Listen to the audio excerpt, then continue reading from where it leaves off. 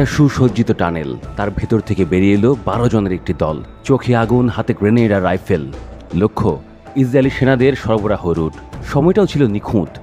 হামলার আগে পুরো এলাকা পর্যবেক্ষণ করে গোপনে ছদ্মবেশে সামনে এগিয়ে এসেছিল তারা। তারপরেই আচমকা শুরু হয় গোলাগুলি, বিস্ফোরণ। খান ইউনিস যেন মুহূর্তেই রণক্ষেত্র। ইসরায়েলি মিডিয়ার খবরে বলা হয়েছে হামলাটি পরিচালনা করেছে হামাসের সঙ্গে সংশ্লিষ্ট একটি প্রতিরোধ সেল, ফিদিয়ান ইউনিট।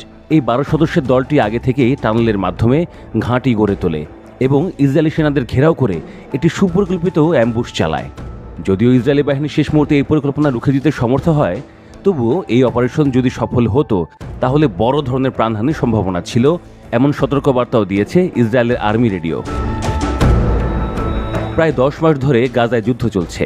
এর মধ্যে হামাসের এমন সংগঠিত ও সশস্ত্র প্রতিরোধ প্রমাণ করে তারা এখনও গোয়েন্দা তথ্য সংগ্রহ ও জটিল সামরিক অপারেশন চালানোর ক্ষমতা ধরে রেখেছে। এটা ছিল একটা উদাহরণ মাত্র।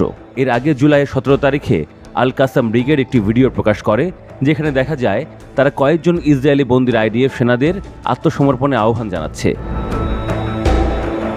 এই একই মাসে আল জাজিরা সম্প্রচার করে হামাসের অপারেশনের ফুটেজ, যেখানে ইসরায়েলি সেনা অপহরণের চেষ্টা চালায় আল কাসাম ব্রিগেড। অপারেশনটি সম্পূর্ণ সফল না হলেও কাসাম বাহিনীর এক কমান্ডার ঘোষণা দেন ভবিষ্যতে অপহরণ অভিযান আরও নিখুঁত ও সফল হবে। রাফার কাছে আরেকটি আক্রমণের ভিডিও সম্প্রচার করে ইসরায়েলি মিডিয়া। সেখানে দেখা যায় একটি সামরিক যান বিস্ফোরণে উড়ে যাচ্ছে। এই হামলায় নিহত হন 2 ইসরায়েলি সেনা, আহত হন আরও 4 জন।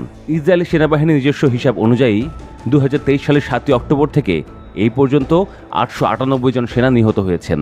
কিন্তু ফিলিস্তিনি প্রতিরোধ সংগঠনগুলোর দাবি এই সংখ্যা প্রকৃত চিত্রের চেয়ে অনেক কম। গাজার মানবিক বিপর্যয়ও যেন এই প্রতিরোধ যুদ্ধের সঙ্গেই বেড়ে চলেছে।